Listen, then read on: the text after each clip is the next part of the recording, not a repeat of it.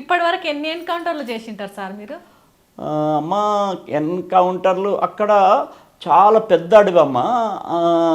మా చింతూరు ఏరియాలో ఎక్కువ మూమెంట్ ఉండేది కాదు, అక్కడ కాదు కానీ ఇల్లందులు ఉన్నప్పుడు మాత్రం ఒక 3 ఎన్కౌంటర్లు అయినాయమ్మా. 3 ఎస్ అమ్మా. ఒక ఎన్కౌంటర్లు అమ్మ. జనరల్గా ఎన్కౌంటర్ అయితే కొందరు మంచి చెడు అని చూస్తారు. ఒక ఎన్కౌంటర్ అమ్మ, క్రాంతి అని వాడు ఒక 7 అమ్మాయిలు ట్రైబల్స్ని, ఒక 3 నాన్ ట్రైబల్స్, వాళ్ళు విచక్షణారహితంగా వాడు క్రాంతి అనేవాడు రేపులు అట్లాంటివి చేస్తుండమ్మా.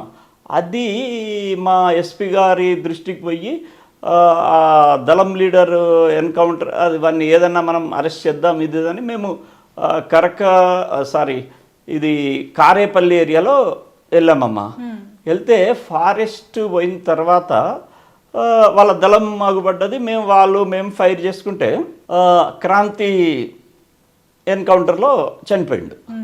చనిపోయిన తర్వాత మేము ఎన్కౌంటర్ చేసి పంచనామా అంతా అయిన తర్వాత విలేజ్ గుండా రావాలి ఆ క్రాంతి యొక్క నేటివ్ ప్లేస్ నుంచి. వస్తుంటే పబ్లిక్ అందరూ మంచినీళ్ళు పువ్వులు తీసుకొని మా కాళ్ళ మీద మంచినీళ్ళు వేసి పువ్వులు చల్లిర్రమ్మా.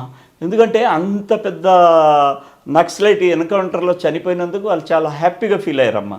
అది ఎల్లుందిలో అది నాకు చాలా సంతోషం అమ్మా. అంతమంది జీవితాలు, ఇంకెంతమంది జీవితాలు నాశనం చేస్తుండే నాయన. ఎస్ అమ్మా.